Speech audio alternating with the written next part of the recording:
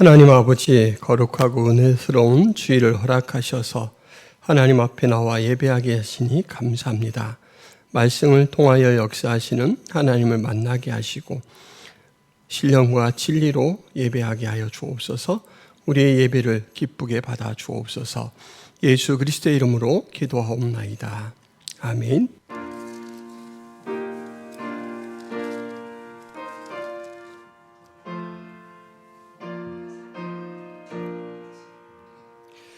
이 천지간 만물들아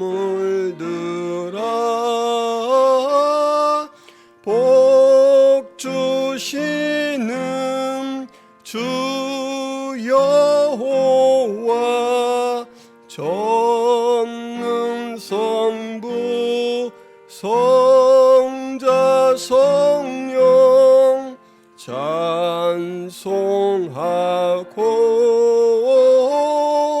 찬송하세.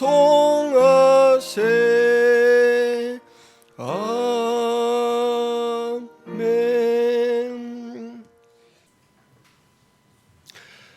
여호와여, 나의 말에 귀를 기울이사 나의 심정을 헤아려 주소서. 나의 왕, 나의 하나님이여, 내가 부르짖는 소리를 들으소서. 내가 주께 기도하나이다.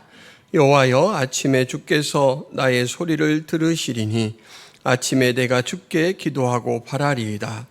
주는 죄악을 기뻐하는 신이 아니시니 악이 주와 함께 머물지 못하며 오만한 자들이 주의 목전에서 서지 못하리이다. 주는 모든 행악자를 미워하시며 거짓말하는 자들을 멸망시키리시리이다.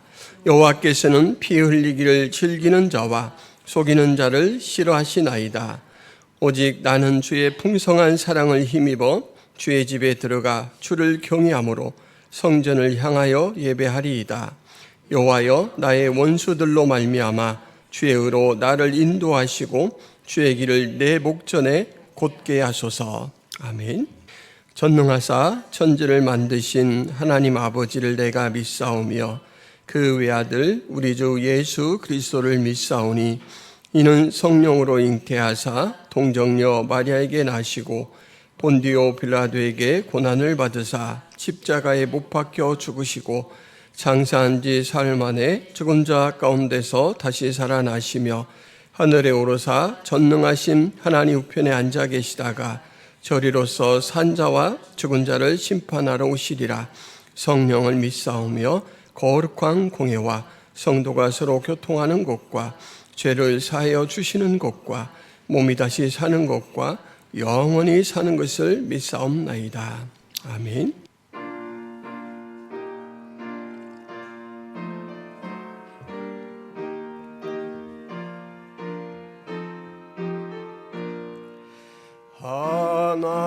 하나님의 크신 사랑 하늘에서 내리사 우리 맘에 항상 계셔 온전하게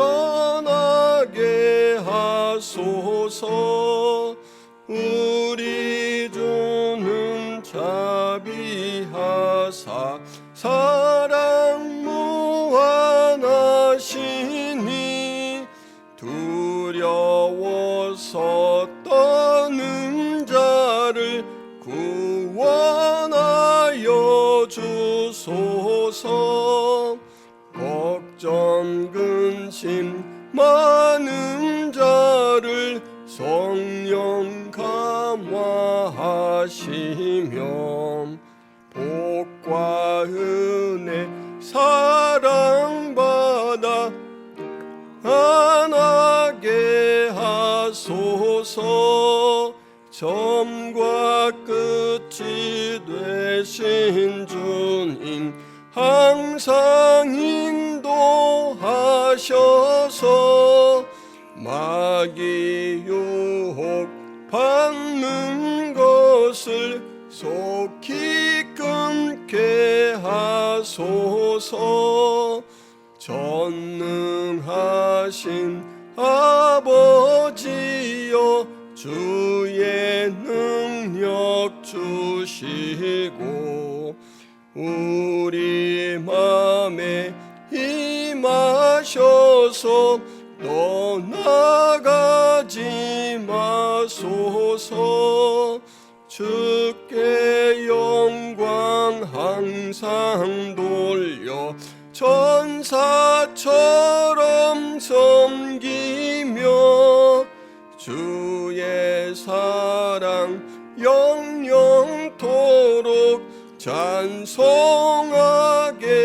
하소서.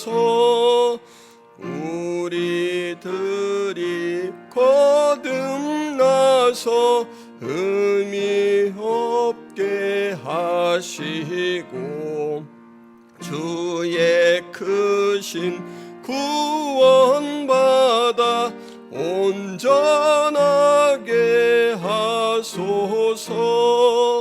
영광에서 영광으로 천국까지 이르러 그 신사랑 감격하여 경배하게 하소서. 아멘.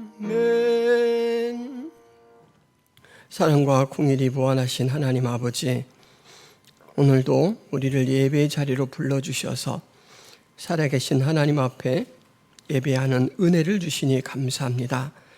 죄와 허물로 죽었던 저희들을 살려주시고 매 순간 호흡을 주시고 하늘의 끝으로 공급하셔서 생존케 하시며 또한 주님께서 한 걸음 한 걸음 지도하셔서 이 땅 가운데 천국의 소망을 누리고 또한 바라고 살게 하신 은혜를 감사를 드립니다. 이 시간 하나님 앞에 예배하며 우리의 모든 것들을 주 앞에 집중하여 드리기를 원합니다. 우리의 입술로 고백되는 감사와 찬송과 기도를 기쁘게 받아 주옵소서. 말씀을 통하여 내려주시는 주님의 뜻을 잘 분별하게 하시고 그 진리의 말씀을 붙들고 살아가게 하여 주옵소서. 우리의 마음과 생각을 채우게 하시며 주의 말씀으로 우리의 삶을 운용하는 지혜가 있도록 도와주옵소서. 사랑의 하나님 아버지, 김포 성화교회를 사랑하셔서 이 지역에 세워주셨는데 먼저는 신령한 교제를 나누며 성도들이 서로 주신 달란트로 섬겨가는 가운데 성화되어 갈 수 있도록 도와주옵시고 그 성장을 통하여 우리가 함께 기뻐하게 하여 주옵소서. 또한 교회가 밖으로 열려져 있는 복음 전도의 사명에 늘 깨어 있을 수 있도록 도와주옵소서.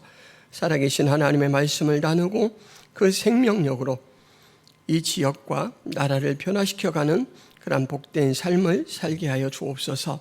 하나님, 불신 가족들의 믿음을 위하여 애타게 기도하며 전도에 힘쓰고 있습니다. 저들을 주 앞으로 인도하여 주시되 특별히 성령 하나님께서 기회를 따라 저들의 심령을 낮춰 주옵시고 생명의 복음이 저들의 영혼에 접촉될 수 있도록 도와주옵소서. 지금도 육신의 질곡 가운데 있는 주의 사랑하는 가족들을 우리 하나님께서 긍휼히 여겨 주옵소서. 또한 그에게 세상 가운데서 받을 수 있는 가장 귀한 선물, 이 생명의 복음, 영생의 복음을 나눌 기회를 위하여 기도하고 있습니다. 우리 하나님께서 순적하게 하시고 형통하게 하셔서 그 생명의 복음을 품고 우리 주님을 대면할 수 있도록 도와주옵소서.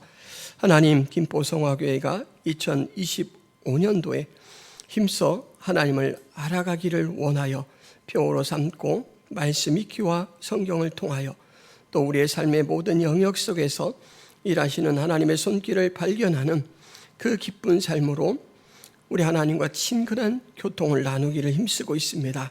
우리 하나님께서 이 저희들의 모든 은혜의 역사 속에 주인이 되어 주옵시고 동행하여 주옵소서. 하나님, 우리가 늘 깨어 중보 기도하는 기도 후원자, 기도 동역자의 삶을 살게 하여 주옵소서. 가깝게는 함께 믿음 생활하는 믿음의 지체들의 그 생활에 관심을 갖게 하시고 저들의 간절한 기도의 제목을 마음에 품고 함께 기도하게 하여 주옵소서. 주님이 일하시는 선교 현장을 위해 기도하게 하시고 이 나라와 이 민족의 삶의 현실을 위해서 기도할 수 있도록 도와주옵소서.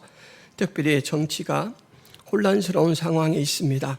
우리 하나님께서 모든 일들 순적하게 이끌어 주시고 또한 안정되게 하셔서 모든 국민들이 기쁨과 감사 가운데 생업에 종사할 수 있도록 도와주옵소서.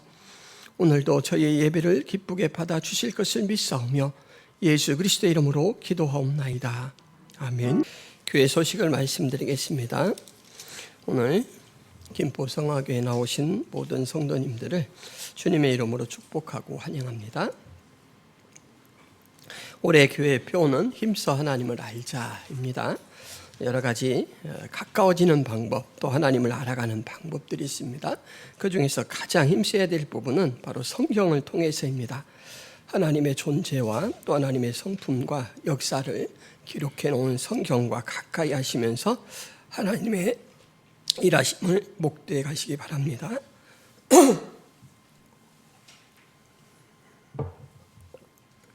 오늘 오전 예배 후에는 전교인 식사교제가 있습니다. 식사교제에 꼭 참여하시고 돌아가시기를 바랍니다. 오후 시간에 소그룹 성경 공부를 합니다. 오늘은 49가 우리의 아들 요한복음과 요한계시록 그리고 요한 1, 2, 3서를 쓴 저자에 대해서 공부를 합니다. 2월 16일에는 2025년 전도 대상자 작정을 합니다. 기도하시면서 누구를 품고 또 하나님의 이 복음의 말씀을 전할까 기도하는 가운데 마음속에 작정하시고 이제 예비 작정 후에 16일에 본 작정을 해 주시기를 바랍니다. 5일에는 수요 예배가 있고 7일에는 금요 기도회가 있습니다. 2월 8일 토요일에는 퀼트 모임이 있습니다. 후원하는 선교사님 이길 한마음 선교사님, 김경민 목향이 선교사님 위해서 기도해 주시기 바랍니다. 그리고 김포성화교회 예배는 유튜브 창에 김포성화교회를 검색하시면 언제든지 함께 하실 수 있습니다. 이상입니다. 티베리오 황제가 통치한 지 15해 곧 본디오 빌라도가 유대의 총독으로 헤롯이 갈릴리의 분봉왕으로 그 동생 빌립이 이두레와 드라곤 이지방의 분봉왕으로 루사니아가 아빌레네의 분봉왕으로 안나스와 가야바가 대제사장으로 있을 때 하나님의 말씀이 빈들에서 사가랴의 아들 요한에게 임한지라. 요한이 요단강 부근 각처에 와서 죄 사함을 받게 하는 회개의 세례를 전파하니 선지자 이사야의 글에 쓴 바 광야에서 외치는 자의 소리가 있어 이르되 너희는 주의 길을 준비하라. 그의 오실 길을 곧게 하라.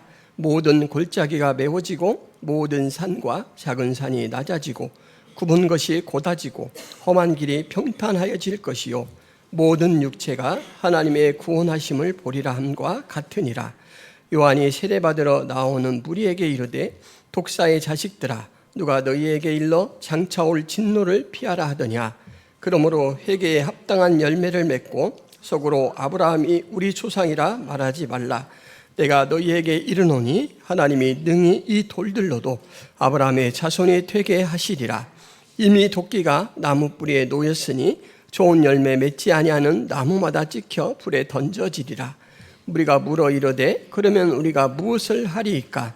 대답하여 이르되 옷 2벌 있는 자는 옷 없는 자에게 나눠줄 것이요 먹을 것이 있는 자도 그렇게 할 것이니라 하고 세리들도 세례를 받고자 하여 와서 이르되 선생이여 우리는 무엇을 하리이까 하매 이르되 부과된 것 외에는 거두지 말라 하고 군인들도 물어 이르되 우리는 무엇을 하리이까 하매 이르되 사람에게서 강탈하지 말며 거짓 것으로 고발하지 말고 받는 급료를 족한 줄로 알라 하니라. 백성들이 바라고 기다림으로 모든 사람들이 요한을 혹 그리스도신가 심중에 생각하니 요한이 모든 사람에게 대답하여 이르되 나는 물로 너희에게 세례를 베풀거니와 나보다 능력이 많으신 이가 오시나니 나는 그의 신발끈을 풀기도 감당하지 못하겠노라. 그는 성령과 불로 너희에게 세례를 베푸실 것이요 손에 키를 들고 자기의 타작마당을 정하게 하사 알곡은 모아 곡간에 들이고 쭉정이는 꺼지지 않는 불에 태우시리라. 아멘. 어느 목사님께서 신방을 다녀오시다가 앞에 경찰이 수신호를 하는 것을 보고 차를 갓길에 세웠습니다. 아, 이곳은 음주 단속을 참 일찍 시작하는 거구나. 아직 초저녁인데 벌써 경찰들이 나와 있네. 이런 생각을 하고 이제 당연히 음주단속이라 생각했기 때문에 음주단속 측정기를 불려고 이렇게 유리창을 내리고 고개를 내미는데, 여러분, 다가오는 경찰의 손에 음주단속 측정기도 없고 단속기를 안 쓸 땐 여러분 어떻게 단속하는지 아세요? 종이컵을 가지고 부세요. 그리고 이제 그 자녀 입김으로 이렇게 봅니다. 근데 경찰 아저씨가 단속 측정기도 없고 손에 종이컵도 안 들었어요. 운전하시는 분들은 이쯤 되면 생각이 많아지죠. 야, 이거 음주단속 아닌가 보다. 내가 신호 위반을 했나? 속도 위반을 했나? 이제 이러면서 안으로부터 쫄려오기 시작합니다. 그런데 다가오면서 경찰이 씩 웃으시고 거수경례를 한 다음에 이제 차를 세운 용무를 이렇게 말씀하십니다. 사장님, 유령이 되셨네요. 다음에 위반하면 범칙금 2만 원 내셔야 합니다. 유령은 무슨 소리고 또 2만 원짜리 범칙금은 뭐란 말인가? 생전 처음 듣는 이 말에 어리둥절한 표정으로 그냥 가만히 바라보고만 있는데 설명을 해주십니다. 선생님은요, 전도등을 켜지 않은 채 주행하셨습니다. 야간 운전 시간에 이렇게 전도등을 켜지 않고 달리는 스텔스 차량이 빈번하게 사고가 발생하고 있는데, 이런 사고는 대부분 대형 사고입니다. 생명이 위험하니까 꼭 운전 전에 등화장치를 꼼꼼하게 점검하시고 출발하시길 바랍니다. 이 스텔스 운전이 얼마나 위험한지 이 스텔스 차량을 부르는 여러 별명들이 있습니다. 암흑 속의 흉기, 그리고 달리는 시한폭탄, 이렇게 부릅니다. 스텔스 차량 관련으로 교통사고가 발생하면 일반 교통사고보다 치사율, 그러니까 죽게 되는 확률이 10배나 높아진다라고 합니다. 그도 그럴 것이, 여러분, 보이지 않는 차기 때문에 사고가 나기 직전까지 감속이 안 돼요. 그리고 이제 눈에 보이면 자기도 모르게 본능적으로 방어 운전을 하게 되는데 그것이 없이 그냥 사고가 발생하게 됩니다. 그래서 이렇게 치사율이 높아지죠. 전도등을 끄면 가시거리, 그러니까 보이는 거리가 10m 정도 됩니다. 여기서 저 끝까지 정도 보이는 것 같아요. 여러분, 운전 속도가 있기 때문에 가시거리 10m는 많이 보지 못하는 거예요. 근데 우리가 도로에서 운전을 하다 보면 이 전도등을 끈 상태로 달려도 크게 불편하지 않습니다. 왜냐하면 우리나라가 이 도로에 가로등 이 설치가 잘 돼 있어서 어디를 가도 환합니다. 그리고 이제 저만 주행하는 것이 아니라 차량이 옆에 많이 주행하잖아요. 그래서 옆에서 밝은 빛을 쏘아주기 때문에 내가 눈을 감고 달리는지 아니면 전도등 눈을 뜨고 달리는지를 잘 알지 못해요. 그러나 분명한 것은 제가 라이트를 끄고 달리면 옆에 달리는 차들, 멀리 있는 차들은 저를 잘 인지하지 못한다라는 것입니다. 그래서 이 스텔스 차량은 비록 도로가 이 야간 운전 양호한 상태라서 잘 달리고 있지만 잠재적인 위험 상황에 노출되고 있습니다. 언제 어느 때 큰 사고로 생명이 이태로워질지 모르는 그런 상황 속에 산다라는 것이죠. 요한이 요단강 부근에서 죄사함을 받게 하는 회개 세례를 전파할 때 세례받으러 오는 무리를 향해서 뭐라고 이야기하냐면, 독사의 자식들아, 누가 너희에게 일러 장차올 진노를 피하라 하더냐라고 말합니다. 여러분, 만약에 독사의 자식아라는 말을 여러분이 들으면 그냥 에이, 그런 말 쓰지 마 이러고 넘어갈 것 같습니까? 아니면 불같이 화를 내면서 뭐 나를 얼마나 봤다고 독사 새끼래? 한번 붙어볼 거야? 그래, 너 독사에게 한번 물려보자, 따끔하게, 이렇게 바로 대응을 할 것 같습니까? 아마 저는 후자일 것 같아요.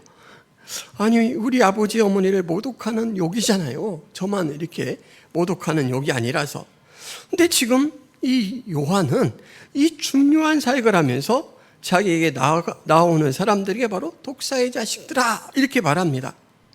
교양 있는 분들은 교양 있게 싸울 것 같아요. 지금 당장 명예훼손과 모독죄로 고발할 테니 법정에 나올 준비나 하세요. 이렇게 이제 싸움을 할 수도 있겠죠.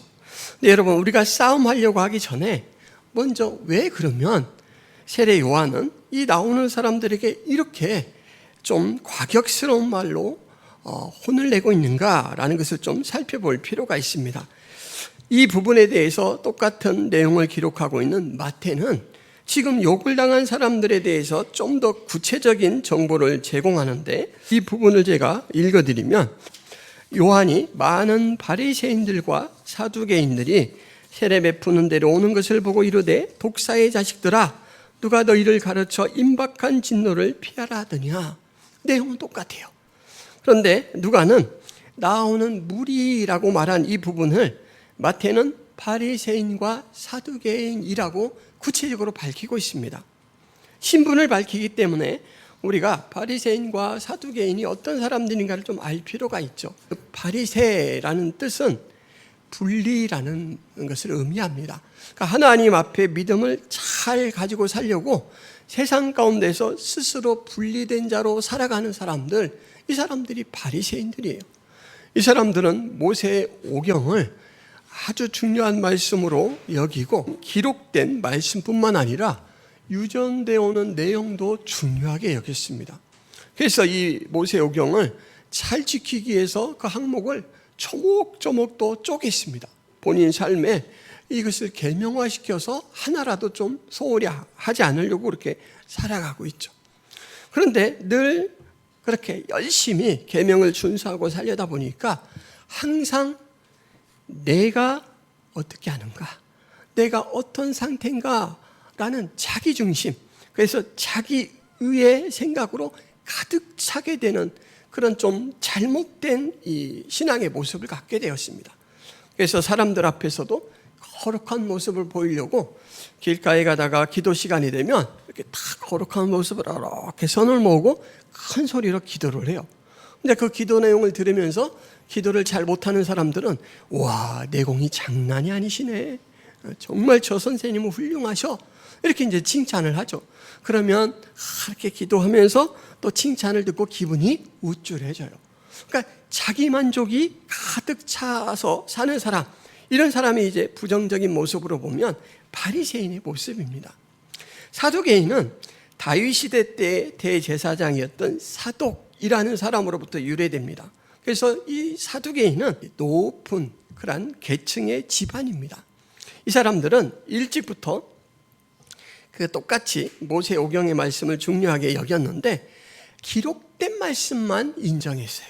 그래서 유전이나 이런 부분들은 다 취급을 하지 않고, 그리고 모세오경 내용만 받아들였기 때문에 좀 이 세상 가운데서 합리적이지 않아 보이는 거, 예를 들면 부활 같은 거, 천사 같은 거, 이런 것들은 믿지 않았습니다. 그런 게 어디 있어. 그래서 신앙생활을 이 현실에서 끝나는 것으로 생각했습니다. 그래서 이 사두개인들은 되게 현실주의자, 세속주의자들이었습니다. 그렇기 때문에 이제 이스라엘을 다스리는 여러 그 로마의 관리들이나 이런 사람들과도 관계를 잘 맺으면서 어떻게 하면 보다 잘 살까, 어떻게 하면 좀 권세를 누릴까, 출세를 할까, 이런 곳에 마음을 쏟고 살았습니다. 그러니까 겉으로는 이 두 부류의 사람들은 어떻게 보면 율법 선생, 율법 순종에 있어서 모델과 같은 모습이에요. 그런데 속 알맹이를 보자니 자기의에 가득 차고 자기 만족에 취해 사는 사람이 바리새인이고, 사두개인들은 믿기는 믿지만 거기선 내 생의 그 삶 중의 일부분이고, 그 신앙이 오히려 내 이 세상의 삶을 윤택하게 하는 데 있어서 좀 어떤 수단이 되는 그런 정도의 신앙을 가지고 살았습니다. 그리고 지금 이 사람들이 세례 요한에게 나올 때는 세례를 받고자 하는 것이 아니라 호기심에 의해, 그리고 어떻게 하나 보려고 관망하려는 태도로 나오고 있었습니다. 그러니까 세례 요한이 그 모든 것들을 알아요. 그 신앙의 상태가 어떻고 모습이 어떻다라는 것을 알고 지금 나오는 모습도 알아요. 그러니까 세례 요한이 아주 강력한 자극을 주기 위해서 그냥 나오는 사람들에게 다짜고짜 이 독사의 자식들아, 이렇게 말하는 거예요. 이들에 대해 요한이 또 하나 직언을 해주는데 8절 말씀입니다. 회개에 합당한 열매를 맺고 속으로 아브라함이 우리 조상이라 말하지 말라. 내가 너희에게 이르노니 하나님이 능히 이 돌들로도 아브라함의 자손이 되게 하시리라. 아브라함의 자손이라는 것이 여러분들의 구원의 절대 보장이고 하나님의 은혜가 기계적으로 임하는 그런 증거라고 생각하고 살지. 그러면서 뭐라고 이야기하냐면 돌들로도 하나님께서 능히 아브라함의 자손이 되게 하시리라. 여러분, 길가에 있는 돌멩이, 꼭 필요할 때는 돌멩이가 보석처럼 쓰이기도 하지만 지금 이렇게 보통 명사로 돌멩이 할 때는 쓸모없는 것을 나타냅니다. 하나님이 하려고만 드시면 저 쓸모없는 것도 너희들이 그렇게 애지중지하는 애장품처럼 여기는 아브라함의 자손, 그 자손을 만들 수 있어. 그러니 헛된 것에 기대지 말고 근거 삼아서 나는 회개가 필요 없는 존재네, 나는 율법 선생이네, 이런 착각을 하고 살지 말아라 라는 가르침이에요. 선택받은 사람이기 때문에 요한의 회개와 세례의 대상이 본인들에게는 해당되지 않는다라는 착각 속에 사는 사람들을 가리키는 이 딱 어울리는 사자성어가 있는데, 여러분, 수수방관이란 말입니다. 이겁니다. 이거 여러분 한번 해보세요. 이거 팔짱을 딱 끼고 이렇게 지켜보는 거, 이게 수수방관이에요. 세례요한은 회개만이 하나님이 살 길이고 하나님이 여러분들에게 그 기회를 주십니다, 목이 터져라 외치는데 팔짱을 딱, 아이고 말 잘하네, 목소리 참 커, 이러고 있는 거예요. 그러니까 나하고는 저만치 거리를 두는 것이죠. 여러분, 어떻게 독사의 자식이라는 말을 들을 만합니까? 살려내야 되니까 급해서 흔드는 거예요. 영혼을 흔들어 깨우는 것과 같습니다. 극단적인 표현을 써가면서까지 요한은 회개의 필요성을 그들에게 일깨우려고 하고 있다라는 것이죠. 스텔스 운전과 앞에 이야기한 지금 요한이 하고 있는 이 이야기가 요상하게 닮아 있습니다. 여러분, 스텔스 운전을 하는 것을 발견하고 이제 차를 멈추게 해서 그 사실을 확인시켜 준 사람이 경찰이죠. 사장님, 전도등을 켜지 않고 운전하셨습니다. 눈 감고 운전하는 것과 똑같아요. 다른 사람들에게 지금 유령처럼 사이사이를 다니고 있는 것과 같습니다. 얼마나 위험한지 아세요? 이 경고를 지금 경찰이 해주고 있는데 그 역할을 이 누가복음에서 세례 요한이 하고 있습니다. 그리고 경고하는 내용은 불 꺼졌어요, 이게 이제 경찰이 하는 내용이었다면, 지금 요한은 그릇된 의식, 율법을 잘 지키고 있어서 흠이 없는 그야말로 율법 순종의 모델이고 선생과 같다라는 의식을 가지고 사는 사람, 나는 아브라함의 자손이기 때문에 모든 지옥의 문은 나에게 닫혀 있는 것이다 라고 그렇게 혼장담하면서 살고 있는 사람들에게 당신이 지금 얼마나 위험한 상태인지 모르십니까? 이걸 일깨우는 거예요. 여러분, 재미있는 일화가 있죠.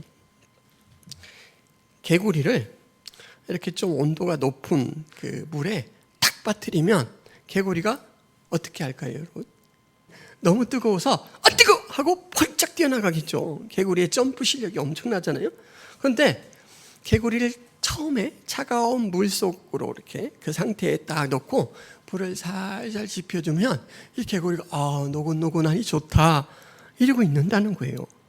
그래서 아까 처음 말씀드린 그 좀 높게 느껴지는 온도에서 뛰어나갈 그 상태의 온도가 되는데 개구리가 뛰어나가지 않는데요. 적응이 되어 있어요. 그러고 나서 이제 도저히 극복할 수 없는 높은 온도 상태에서 개구리가 피하지 못하고 죽음에 이른다라고 해요. 지금 이 바리새인들과 사두개인들이 마치 그런 상태에 있는 개구리 같아요. 위험을 전혀 감지하지 못한, 난 너무 잘하고 있어, 어이구 이 따뜻한 목욕탕이 탐나서 나를 내보내려고 하는 거지? 이러고 있는 거예요. 여러분, 스텔스 운전과 지금 이 바리새인과 사두개인이 보이고 있는 이 신앙의 모습, 착각 신앙의 모습, 어느 게 더 위험하다고 생각하십니까, 여러분? 스텔스 운전은요, 사고 가능성은 배로 높아지지만 스텔스 운전을 한다고 해서 도로에 나간 사람 족족 사과를 당하는 것은 아닙니다. 그런데 이 잘못된 그릇된 근거 위에 살아가고 있는 신앙인은 반드시 파멸을 당합니다. 3장 16절 17절 말씀에 그는 성령과 불로 너희에게 세례를 베푸실 것이요 손에 키를 들고 자기의 타작마당을 정하게 하사 알곡은 모아 곡관에 들이고 쭉정이는 꺼지지 않는 불에 태우시리라. 이제 기회가 다 끝나고 나면 정리를 할 때가 있대요. 말씀을 바로 깨닫지 못하면 우리는 바리새인과 사두개인들처럼 환상에 사로잡혀 신앙생활을 할 수 있습니다. 어둠을 사랑하며 잠재적인 위험을 부인하며 살 수도 있습니다. 얼마든지 생명의 불이 꺼진 채로 스텔스 신자로 지낼 수 있습니다. 요한이 베푸는 이 구원의 음성, 광야에 외치는 소리가 바로 그것을 깨우고 우리의 묵었던 밭을 새롭게 기경하는 그런 은혜를 불러일으키고 있습니다. 예수님께서 이제 일하실 본격적인 사역에 앞서서 세례 요한이 바로 이 세 개의 세례를 베풀고 있지만 여러분 사실 세례 요한이 회개의 세례를 베푼다라고 해서 모든 사람들의 죄가 해결되는 것은 아닙니다. 그렇지 않습니까? 요단강 물속에 쑥 잠겼다가 나온다고 해서 이제는 끝, 이럴 수 없습니다. 사실 세례 요한은 그 죄를 완전히 해결해 줄 수 있는 능력이 없습니다. 세례 요한은 마음의 회개를 작정한 그 표를 인정해 주고 그래, 그런 믿음으로 살아가라 라고 독려하는 거예요. 그리고 본격적인 이 회개에 대해서 받아주시고 그것이 이제 죄사함이라는 열매를 따도록 만들어 주시는 분은 바로 예수님입니다. 그러니까 사도 요한이 얘기한 것처럼 예수님의 불세례는 마음의 변화뿐만 아니라 본성의 변화를 유도합니다. 그래서 요한은 찾아오는 사람들마다 예수님에게 유도했죠. 16절에 보면 요한이 모든 사람에게 대답하여 이르되 나는 물로 너희에게 세례를 베풀거니와 나보다 능력이 많으시니가 오시나니 나는 그의 신발끈을 풀기도 감당하지 못하겠노라. 그는 성령과 불로 너희에게 세례를 베푸실 것이요. 회개의 열매는 내가 열심을 내서 맺을 수 있는 게 아닙니다. 예수님을 만났을 때 예수님, 제가 그런 죄인입니다. 죄를 용서하시는 예수님의 능력을 믿습니다. 저를 도와주세요 라고 맡길 때 예수님께서 용서, 그리고 그 용서에 딸린 의라는 열매를 우리에게 부여하시는 것입니다. 그래서 예수님께 가는 사람은 자동적으로 열매가 맺혀지게 됩니다. 여러분, 우리는 그런 열매를 간직하고 열매를 보며 살기도 하죠. 그래서 매일매일 살아가면서 때로는 남들이 모르는 기쁨 때문에 혼자 조용히 웃기도 하고 또 가슴 벅차게 올라오는 그 기쁨 때문에 찬송을 부르기도 합니다.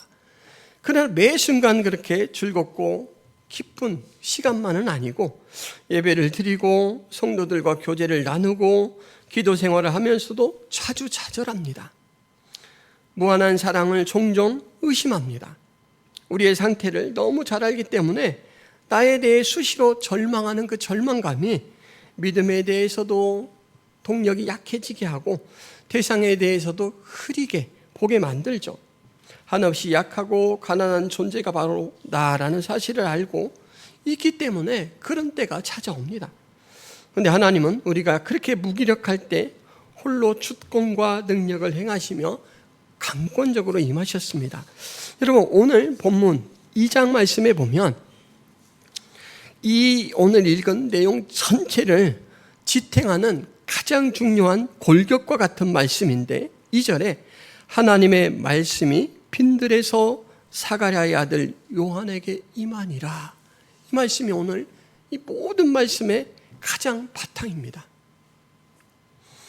이때 에게라는 말은 위에라는 뜻으로도 해석이 됩니다. 그러니까 위에부터 하나님의 말씀이 이 세례 요한에게 쫙 지그시 권위로 누르면서 딱 임한 것이죠.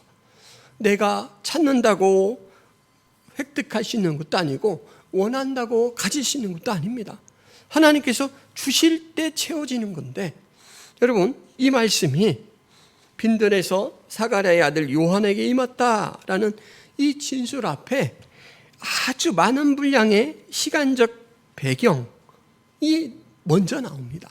한번 읽어볼까요? 1절부터 2절 말씀 보면, 디베료 황제가 통치한 지 15해 곧 본디오 빌라도가 유대의 총독으로, 헤롯이 갈릴리의 분봉왕으로, 그 동생 빌립이 이두레와 드라고니 지방의 분봉왕으로, 루사니아가 아빌레네의 분봉왕으로, 안나스와 가야바가 대제사장으로 있을 때에, 그때라는 말이 왜 이렇게 길어요?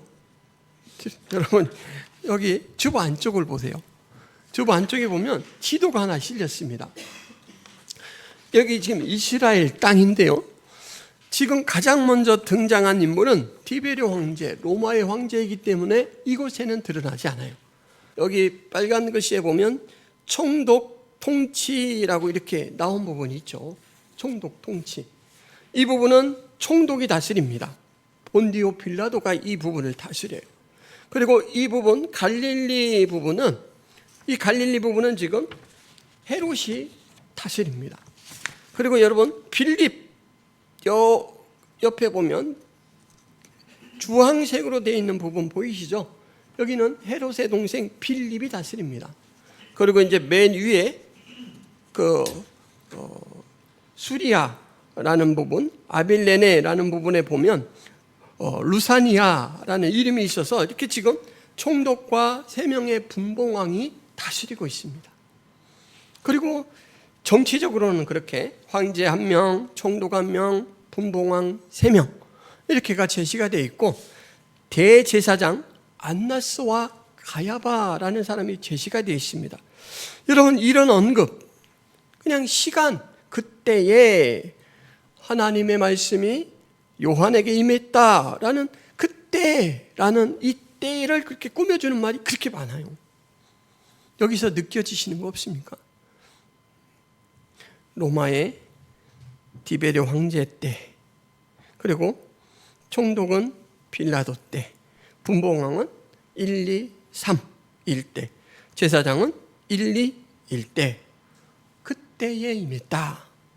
하나는 이것이 로마가 그때 전 세계를 다스렸기 때문에 이 사건은 세계사적 의미를 지닌다, 온 세상에 미치는 그런 사건이다라는 것을 나타내는 그런 부분이고, 또 하나는 그 당시의 시대의 배경입니다. 유대 땅의 그 상황을 나타내는 그런 내용이에요. 어떤 내용일까요? 여러 지명과 인명이 나열된 이 목록을 통해서 여러분들은 무엇을 느끼나요? 황제가 다스린다. 황제가 세금을 걷어가겠죠. 분봉왕이 3명이나 되고 총독이 다스린다. 그 사람들도 다 권력을 가지고 권력을 행사하겠죠. 대제사장 안나스와 가야바가 다스린다. 종교적으로 또 권력을 행사하겠죠. 이 진술에서 느껴지는 상황은 지배입니다. 지배. 한 사람에게 이 지배를 받는 것도 골치 아프고 어려운데 주인이 막 수두룩한 거예요. 여러분, 얼마나 고단하고 힘들까요? 지금 그때 그런 상황을 나타나는 거예요. 폭발 직전까지 타오른 탄압과 비극의 지배 상황, 이 상황을 나타내는 말입니다. 2중, 3중 정치적 지배 상황, 타락한 종교, 이 권력의 지배 상황, 한 개인이 소망을 품고 살아가기에는 너무 힘든 고단한 그때에 빈들에 있는 세례 요한에게, 왕궁도 아니고 예루살렘 도시도 아니고 광야 빈들에 있는 세례 요한에게 임했습니다. 하나님의 주권과 능력으로 그에게 임했죠. 그리고 이제 하나님께서 임하셔서 그 일들을 풀어 가십니다. 나는 무기력해서 아무것도 할 수 없을 때, 여러분, 현재로 이 상황을 옮겨도 비슷하죠. 내가 돈이 없어 돈 때문에 짓눌릴 때, 아파서 건강 때문에, 가족들 중에 누가 어려움을 겪어서 그 가족의 고통을 나누느라고 힘이 들 때, 그때 아이고 한숨도 제대로 안 나올 그때에 하나님께서 강권적으로 주권적으로 찾아오셨다라는 거예요. 그게 은혜입니다, 여러분. 그게 은혜예요. 세례 요한의 이 회개에 대한 자극을 바리새인과 사두개인에게 강하게 했는데, 옆에서 그 자극을 더 강하게 받은 무리가 나아가서 세례 요한에게 묻습니다. 그러면 우리가 무엇을 하리까? 요한이 대답하죠. 옷 2벌 있는 자는 옷 없는 자에게 나눠줄 것이요, 먹을 것이 있는 자도 그렇게 할 것이니라. 여러분, 이때 옷과 음식을 탈탈 다 털어서 한꺼번에 다 나눠주고 너는 거지가 되라, 이런 말이 아닙니다. 요한의 가르침은 자신에게 필요한 것을 제외한 여분의 것, 예를 들면 한 끼 식사를 먹고 있으면 한 끼 식사에서 과한 부분들은 좀 전략을 해서 음식이 필요한 다른 사람들에게 보내고 또는 초대해서 같이 먹도록 해라. 이 당시 이제 유대 사람들이 날씨가 많이 이렇게 광야 가까워서 급변하니까 속옷을 2벌씩 입었다고 해요. 그러니까 한 벌로 충분하다면 그 한 벌을 벗어서 없는 사람에게 좀 줘서 같이 좀 온기를 나누도록 해라, 이런 가르침입니다. 음식이면 음식으로, 옷이면 옷으로 선을 행할 수 있는 기회를 찾아서 시행하라, 실생활의 원칙을 제시한 것이죠. 세리들도 찾아와 묻습니다. 여러분, 세리는 이제 좀 아시죠? 세금을 걷는 세금 징수원, 말하자면 지금 이렇게 지금 상황으로 말하자면 어떤 공무원이라고요? 국세청 공무원. 그런데 자기들의 웃돈을 많이 걷어서 자기도 이렇게 좀 부자가 되는 그런 이제 생활을 하는 사람들, 이 사람들이 찾아와 묻습니다. 선생이여, 우리는 무엇을 하리까? 그랬더니 부과된 것 외에는 거두지 말라. 요한의 가르침이 의미심장합니다. 야, 너 그 세금이 어디로 가는 줄 알아? 로마로 가잖아. 혐오스러운 통치자들을 위해서 더 이상 봉사하지 마. 그만둬, 직장 그만둬, 이렇게 말하지 않아요. 그 일을, 생활비를 벌어야 하는 정도로 하되 동족을 희생시키면서 부자가 되려는 탐욕은 버리라. 기본 원칙과 정신으로 주어진 자리에서 성실하게 살라라는 말입니다. 군인들도 묻습니다. 우리는 무엇을 하리까? 사람에게 강탈하지 말며 거짓으로 고발하지 말고 받는 급료를 족한 줄로 알라. 지위를 남용하지 말고 폭력을 수단 삼아 빼앗는 일을 그만두라 라고 가르치는 것입니다. 여러분, 가르치는 내용들, 세 대상들에 대해서 가르치는 내용들을 보면 지향점은 하나예요. 뭐냐면 거룩한 것을 도모하려고 분리를 시도할 것이 아니라 내가 사는 자리에서 거룩해지도록 힘쓰라. 말과 일과 관계 속에서 그리하라 라는 거예요. 하나님이 너를 너의 삶의 현장에 제자로 파송했다라는 사실을 기억하고 살면 된다라는 거예요. 너의 말을 통해서 하나님이 살아계심, 하나님의 은혜, 하나님의 이 복음의 능력이 나타나면 그것이 지금 잘 살고 있는 모습이다라고 이렇게 이야기하는 것입니다. 여러분, 3절에 보면 요단이 요단강 부근 근처에 와서 죄사함을 받게 하는 회개의 세례를 전파했다라고 말합니다. 다시 지도를 보시면 여러분, 지금 이스라엘은 남북으로 긴 나라죠. 남북으로. 동서로는 짧고. 근데 그 동쪽 부분에 보자면 밑에가 사해고 위에가 갈릴리 바다입니다. 근데 그 사이를 길게 요단강이 이어주고 있어요. 그러니까 세례 요한은 이 요단강 곳곳을 찾아다녔다라는 거예요. 물로 세례를 취해야 되니까. 그럼 여러분, 이 서쪽에 있는 이스라엘 백성들이 조금만 옮기면 다 요단강에 도달할 수가 있습니다. 그러니까 누구나 찾아갈 수 있는 그런 위치로 은혜가 가까이 임했다라는 것이죠. 온 누리에 임하는 하나님의 은혜라는 것을 알 수가 있고, 6절에 보면 모든 육체가 하나님의 구원하심을 보리라. 요단강가에 있기 때문에 누구나 찾아올 수 있고, 그 다음에 6절에서는 모든 육체가 하나님의 구원함을 보리라. 누구든지 하나님의 사랑과 은혜의 대상이다 라는 것이 나타내 보이는 그런 구절이죠. 로마서 말씀을 제가 읽어드리면, 이제는 율법 외에 하나님의 한 의가 나타났으니 율법과 선지자들에게 증거를 받은 것이라. 곧 예수 그리스도를 믿음으로 말미암아 모든 믿는 자에게 미치는 하나님의 은이 차별이 없느니라. 교회를 누가 먼저 왔는가 상관없습니다. 누가 더 하나님의 일하는 데 있어서 예를 들면 직분을 먼저 받았는가도 상관이 없습니다. 차별이 없는 은혜, 차별이 없는 사랑, 차별이 없는 의라는 것입니다. 하나님의 은혜는 차별이 없습니다. 여러분에게 하나님의 은혜는 충분히 공급됩니다. 그리고 마지막 하나 말씀만 좀 살펴보고 마치자면, 여러분 5절 말씀에 보면 주의 길을 준비하라 라는 것이 바로 세례 요한에게 주어진 사명인데, 구체적으로 이렇게 제시하고 있죠. 모든 골짜기가 메워지고 모든 산과 작은 산이 낮아지고 굽은 것이 곧아지고 험한 길이 평탄하여질 것이다. 높은 것들은 낮아서 깎아서 평균케 하고 깊은 골짜기는 메워서 평균케 만든다라는 거예요. 굽어있는 길은 곧게 펴서 그렇게 순탄한 길을 만든다라는 것입니다. 여러분, 이것은 사람의 마음을 준비시키는 그런 일을 비유적으로 표현한 것입니다. 높은 마음은 어떤 마음이죠? 교만한 마음입니다.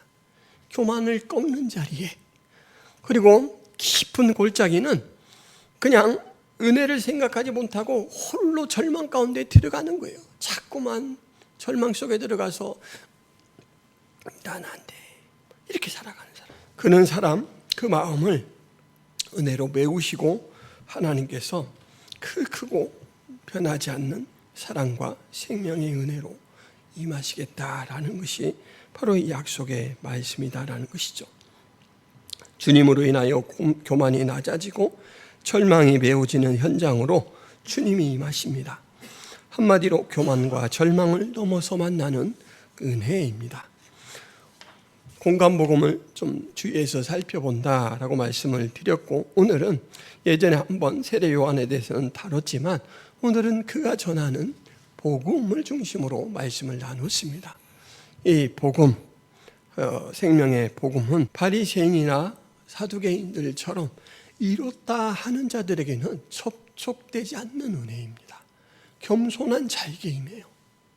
그래서 먼저는 나는 마음이 가난한 자인가 라는 것을 좀 살펴볼 필요가 있고, 그리고 이제 오늘 말씀의 내용들을 좀 찬찬히 따져보면서 우리가 무엇을 보았냐면, 각자 삶의 이치에서 거룩해지는 것은 은혜를 덧입어서 말과 일과 관계 속에 그 하나님의 원리를 드러내면 되는 것이지, 이 삶의 자리를 떠나서 뭔가 잃어보겠다고 새로운 것을 시도하는 것이 아니다라는 것이죠. 그리고 요단강 누구나 임할 수 있는 위치에 세례 요한이 계속 찾아갔던 것처럼, 그리고 모든 육체가 하나님의 구원하심을 보리라 라고 했던 것처럼 온 누리에 임하시는 은혜다라는 부분, 차별이 없게 임하는 이 은혜이고, 그리고 마지막으로는 교만과 절망을 넘어서는 그 자리에 하나님의 은혜가 임한다라는 것이죠. 교만이 꺾이고 절망이 회복되고 오직 믿음으로 살겠습니다 라고 각오하는 그 마음에 은혜가 임한다라는 것입니다. 올 한 해 이 풍성한 은혜를 누리고 살아갈 수 있기를 바랍니다. 기도합니다. 하나님 아버지, 주의 은혜를 사모합니다. 살아 역사하시는 주님의 일하심을 저희들이 흠모합니다.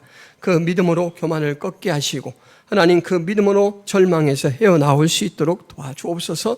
차별 없이 임하는 그 은혜의 자리에 바로 저도 부름받았음을 믿게 하여 주옵시고, 하나님 그 은혜 충족한 삶으로 우리 하나님 앞에 영광 돌리게 하여 주옵소서. 삶의 자리에서 하나님의 말씀 채우게 하시고 드러내게 하시고 하나님 말씀을 통하여 선한 열매들 맺어가게 하여 주옵소서. 예수 그리스도의 이름으로 기도하옵나이다. 아멘.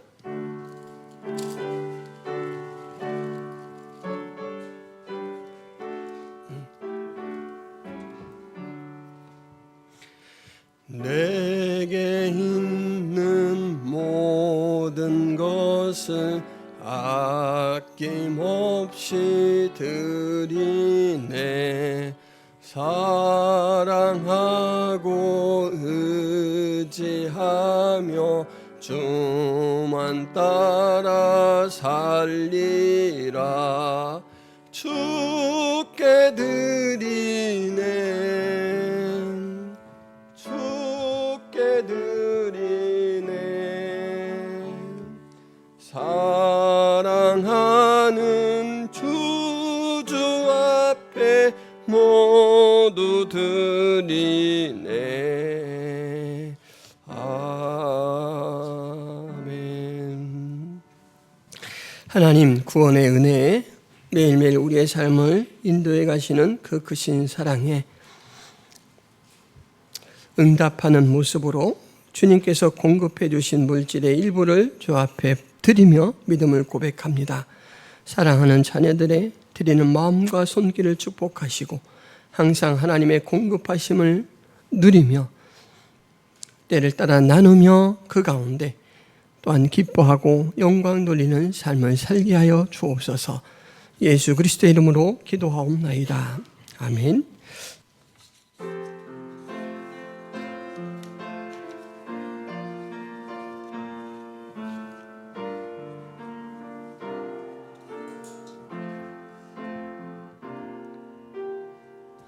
세상은 들리고 바람들은 변하여도 나는 주를 섬기리.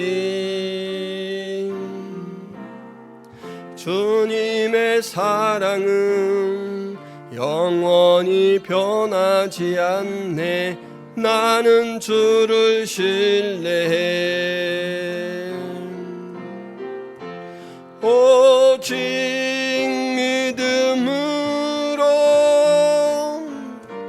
믿음으로 내가 살리라. 오직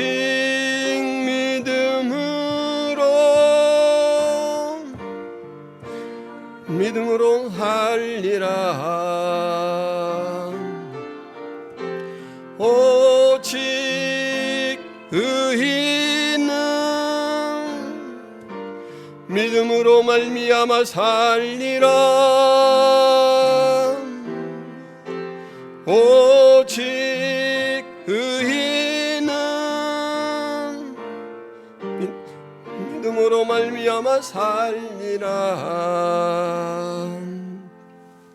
이제는 예수 그리스도의 은혜와 하나님 아버지의 크신 사랑과 성령 하나님의 교통하심이 김포성화교의 모든 성도들 머리 위에 하나님 백성들 머리 위에 이제로부터 영원토록 함께 있을지어다. 아멘.